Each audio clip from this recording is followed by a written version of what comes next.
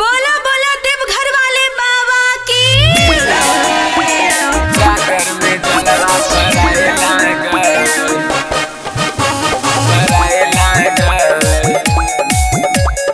Music by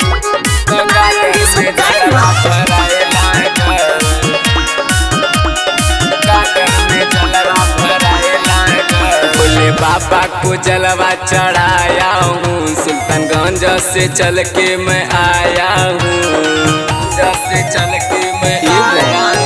Bhole बाबा को जलवा चढ़ाया हूँ, सुल्तानगंज से चल के मैं आया हूँ। चारों ओर बोल बम के नारा वा सुनाई लागल। जहिया से चढ़ल बा सावन ह पावन, तगागर में जलवा भराए लागल। जहिया से चढ़ल बा सावन ह पावन, तगागर में जलवा भराए लागल। गागर में जलवा भराए लागल, भराए लागल। डमरू वाले बाबा की। तगागर में जलवा भराए लागल। बरसता बदरी रिमझिम लागता सुहाना, भोला के नगर में देखा झूमता जवाना, झूमता जवाना। केहू कांधा से उठाई कांवर दम ले ले बा, केहू गांजा भर के हाथ में चिलम ले ले बा।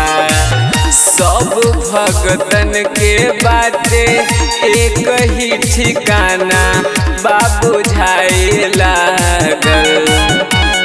जहिया से चढ़ल ई सावन ह पावन, कांवर में जलवा भराए लागल। जहिया से चढ़ल ई सावन ह पावन, गागर में जलवा भराए लागल।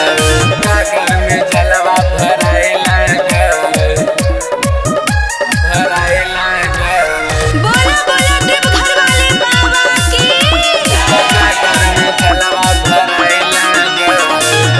सब छोड़ छाड़ आइल बा गाँव घर सहरिया, बम बम से गूंज रहल बा देवघर नगरिया, देवघर नगरिया। केहू बाबा के भक्ति में रातों दिन लागल बा, केहू ढारे खातिर जल कब से लाइन लागल बा।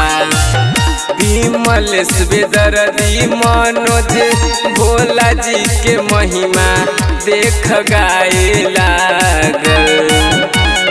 जहिया से चढ़ल बा सावन ह पावन, गागर में जलवा भराए लागल। जहिया से चढ़ल बा सावन ह पावन, गागर में जलवा भराए लागल।